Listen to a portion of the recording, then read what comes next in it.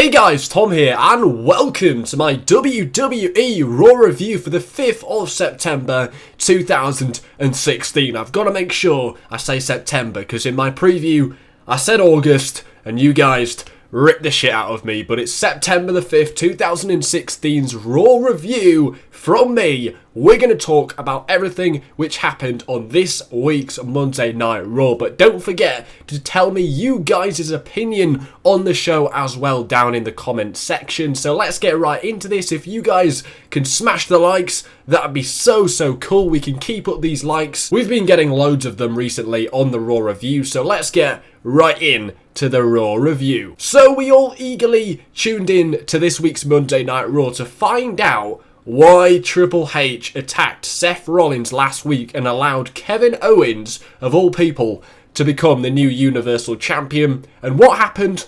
He wasn't even on the bloody show. Triple H was not on the show. Am I the only one which thinks that's absolutely ridiculous? I mean, if this happened in a big TV show like The Walking Dead, where somebody shot somebody, and the guy that shot him wasn't even on next week's episode, how is that acceptable in the WWE? Why was Triple H not on this week's show? I thought that was so crappy and so anticlimactic. I bet a hell of a lot of people tuned into this week's Monday Night Raw to see what Triple H had to say about his actions last week, and he wasn't even on the show. What is all that about? What is all that about? Now, I do think the rest of this week's Monday Night Raw had its very high points. It had some low points, but overall, it was a pretty decent show. I'm going to give this week's Raw a 7 out of 10. If Triple H was on this week's Raw, it could easily be an 8 out of 10. Why wasn't he on the show? But for me, it still was a solid show.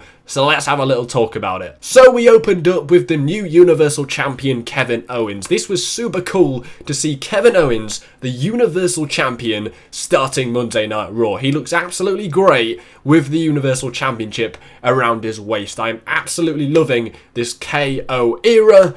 It's going to be great. And we got an announcement straight away that Seth Rollins will face Kevin Owens for the Universal title at Clash of Champions. I thought this segment was pretty decent. I really liked how Stephanie McMahon she literally suspended Seth Rollins, and then Mick Foley said, "No, he isn't." That was so cool. I absolutely loved that. So he turned out from getting suspended into getting a title match at Clash of Champions, and that match is going to be so good. Kevin Owens taking on Seth Rollins. Super cool match.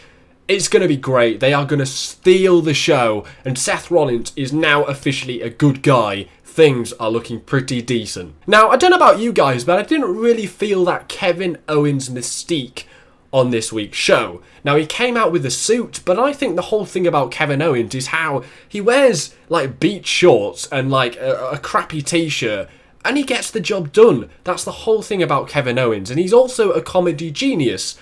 But I didn't really see this from Kevin Owens this week. I think it was a very, sort of clamped down Kevin Owens. There's sort of like a special sort of mystique, and there's just a little something special about Kevin Owens, which makes you laugh. He's very entertaining, but this week I just didn't really feel it. I don't know what it was. Was he told not to do the things he's used to doing? Because that's really what makes Kevin Owens the guy, and that's what we love about Kevin Owens, but I didn't really feel that on this week's show. I really loved how Chris Jericho backed up his best friend backstage, and they both ended up getting in matches for tonight's show. So Kevin Owens would end up facing Sami Zayn, and Chris Jericho talked himself into a match against Seth Rollins. So the first match of the night we got was Bayley taking on Charlotte. Now, this was an okay match. I definitely hope that they can put on a better match at Clash of Champions, because this wasn't amazing. I really hope they can put on a better match than this at a pay-per-view, because it was okay, but they didn't really get out of the first gear. They can definitely put on a better match than this, but nonetheless,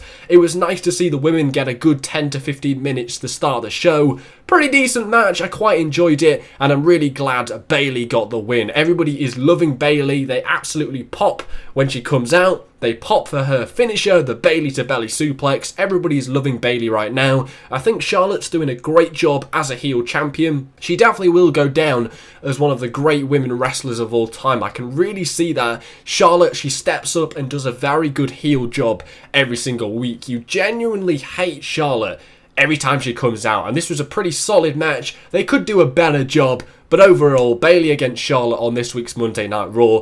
Who is to complain? So later on in the night, we actually got Sasha Banks come out and cut a really heartfelt promo. I always find with Sasha Banks' promos that she needs to slow down, compose herself.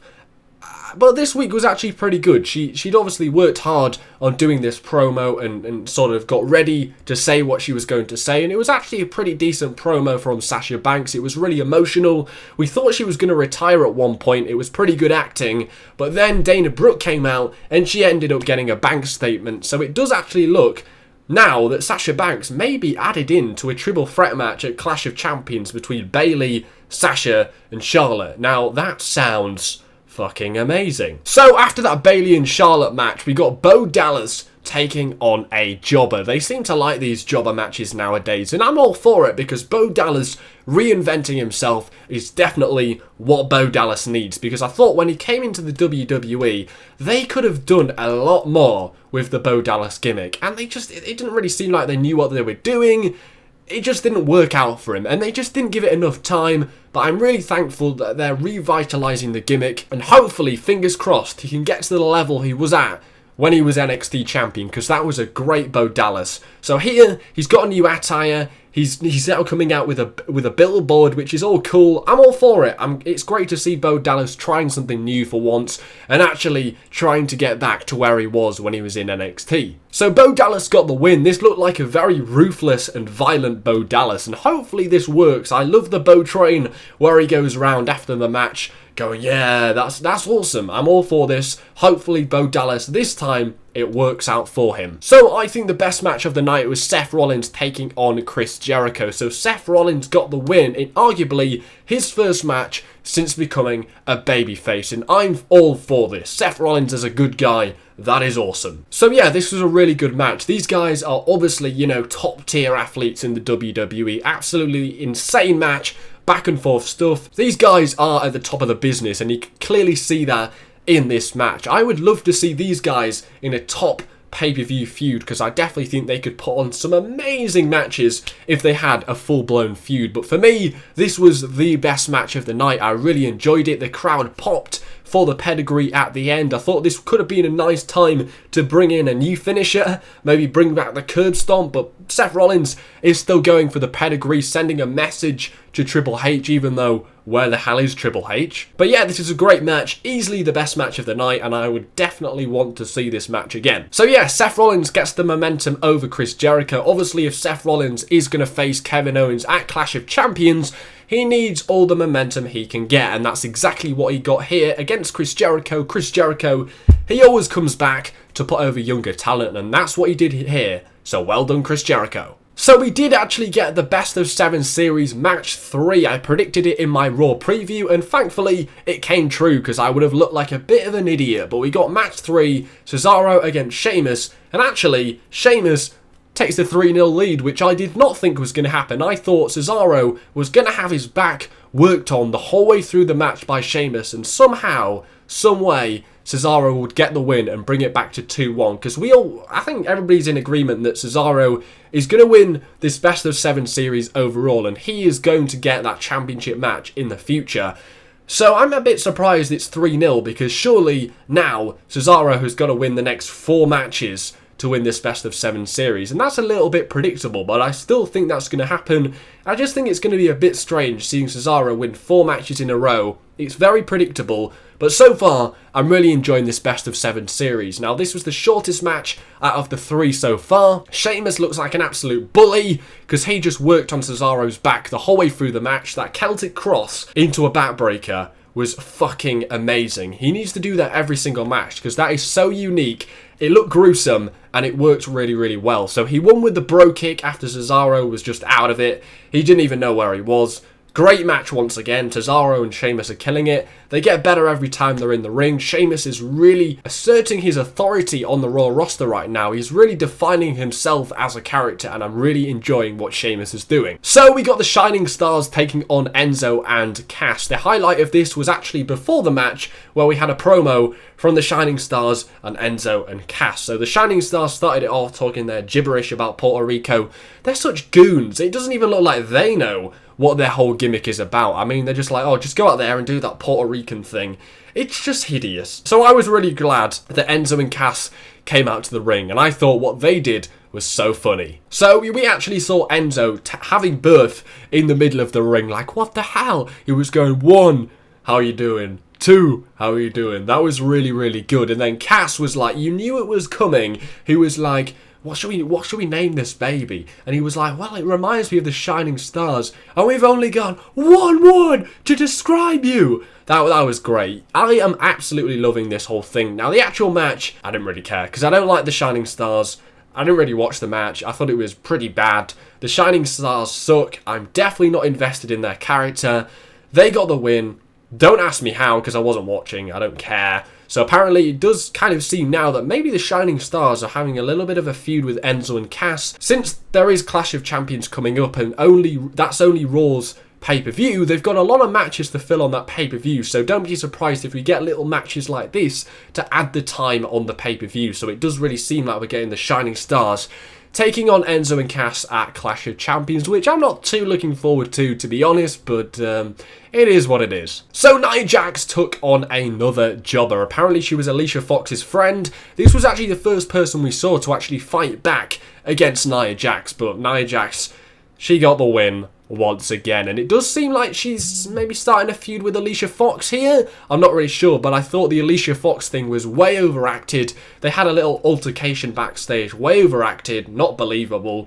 Definitely could not suspend my disbelief. I thought that was pretty stupid of her. So she actually ended up like throwing a few boxes at Nia Jax or something, way overacted. It was pretty pathetic, but it looks like Nia Jax will probably face Alicia Fox next week. So Luke Gallows and Carl Anderson came out to the ring and they brought out the old day. They had the music slowed down. I thought it had potential when they came out. I was like, yes, this is great. This could be funny. And it was just corny. It wasn't funny. It went on for way too long. I am not enjoying this whole feud between Gallows and Anderson and the New Day. It's just corny. I don't know what it is. It's just not working out for me. Are they trying too hard? Maybe. I thought this had potential. I thought they clearly thought about it, but the jokes just didn't work. It was boring, it was lame, and it was really, really bad. This was potentially the worst New Day thing they have done ever. I thought it was really, really bad. I mean, I'm really not looking forward to their match at Clash of Champions. We saw it at SummerSlam, right?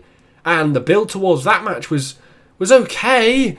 But it just feels like they're going way over the top with the jokes every time, and it's not working. The New Day are really not working for me at the moment. It's just not funny anymore. So what we had after this match was Darren Young taking on Jinder Mahal. I don't know what happened in this match, because who cares about Titus O'Neil against Darren Young? So they had this big brawl after the match. Yay, woo, big brawl. Who gives a crap? Nobody cares about this feud.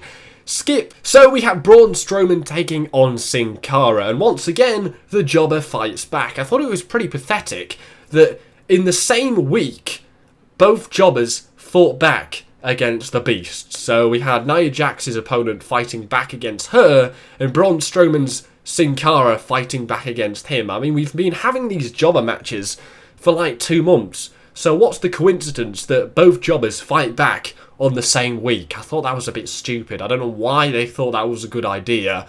But Sin Cara and Braun Strowman, we've got like suggestive of another filler match for Clash of Champions. We talked about the Shining Stars match. This is probably going to make its way to Clash of Champions 2, which is a good way to get Braun Strowman on the pay-per-view. I mean, I didn't really see how he fit in to the pay-per-view until this point, so I'm all for this.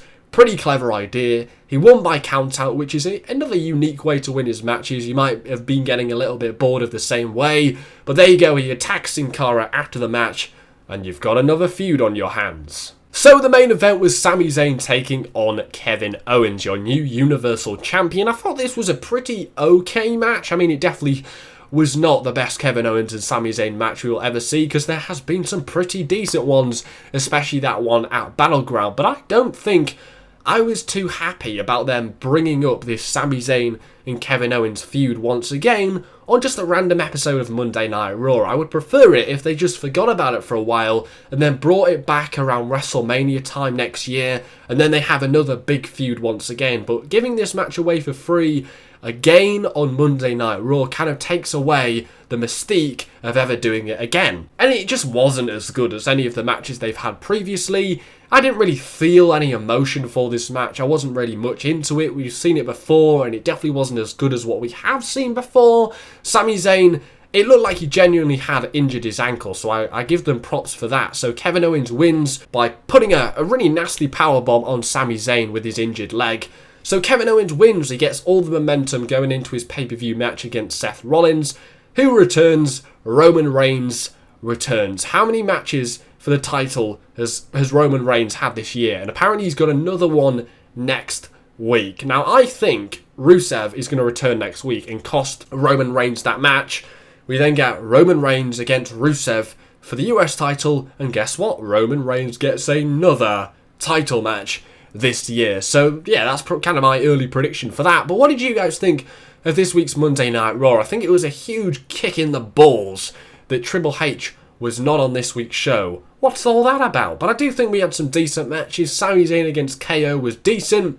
Rollins against Jericho was awesome. Bayley against Charlotte was pretty good. We've clearly got a few feuds dotted around which people are really not caring about. Enzo and Cass against the Shining Stars. Titus O'Neil against Darren Young, who gives a crap. There's a few feuds which are sort of questionable on Monday Night Raw, and they're always going to have that problem since it is a 3-hour show. But overall, I thought it was a pretty solid show. Apart from the fact Triple H wasn't here, but Kevin Owens being champion is great. Seth Rollins, a good guy, is great. People did tune into this week's Raw, suggesting maybe it might be one of the best shows of the year. We had a new champion. We had Seth Rollins being a good guy for once. We possibly were going to see Triple H's reaction to attacking Rollins last week, but it definitely was not the best Monday Night Raw of the year, so I don't think they delivered. It could have been a lot better than it was, but I still think it was a pretty solid show, and I don't think we've had a bad show since the draft. So for me, 7 out of 10. What did you guys think? Thanks for watching. Remember to smash the likes, that'd be absolutely awesome. Subscribe for daily WWE videos and follow me on Twitter. There's already 5,000 of you on my Twitter account, so follow me down there. There's a link in the description. Thanks for watching. Take care. Spike your hair.